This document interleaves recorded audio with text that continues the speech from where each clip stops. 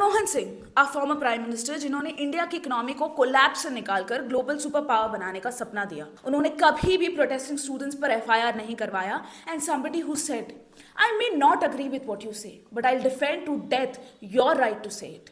Mr. Singh is no more, but I think it's time to reflect on his contribution, which is the backbone of India. 1991 economic reforms, licence राज को खत्म किया when India was on the verge of economic collapse, liberalisation को introduce किया, global trade और private sector के लिए नए नए दरवाजे खोले. उनके अंडर 7 to 10% तक का जीडीपी ग्रोथ हमने देखा, which was economic golden era, जो कि पोस्ट इंडिपेंडेंस का सबसे ऊंचा रिकॉर्ड था. रूरल हाउस होल्ड को 100 दिन का गारंटीड एम्प्लॉयमेंट दिया, जो गरीबों के लिए एक लाइफलाइन बना, विच इज मनरेगा. हाँ, आज उसकी दशा बद से बदतर होती जा रही है.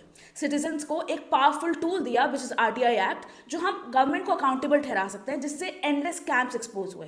इंडो यूएस न्यूक्लियर डील जो 2008 में हुआ, इस एग्रीमेंट से भारत को सिविलियन न्यूक्लियर टेक्नोलॉजी और फ्यूल मिलने लगा, बिना कोई ट्रीटी साइन किए. इससे भारत का इंटरनेशनल स्टैंडिंग बढ़ा और एनर्जी सिक्योरिटी भी मिली. पॉवर्टी लाइन के नीचे रहने वाले लोगों का परसेंटेज 2004 से 5 के बीच में जो 37% था, वो गिरकर 2011-12 में 22% हो गया और मिडिल क्लास का साइज भी काफी बढ़ा. बच्चों के लिए एजुकेशन को एक फंडामेंटल राइट बनाया, जिससे स्कूल ड्रॉप आउट रेट भी कम हुआ. क्रोर्स ऑफ हाउस होल्ड के लिए सब्सिडाइज फूड का वादा किया, जिन्होंने सिर्फ हाथ जोड़कर सिख से ही नहीं पूरे इंडिया से माफी मांगा, वो एंटी सिख्स राइट.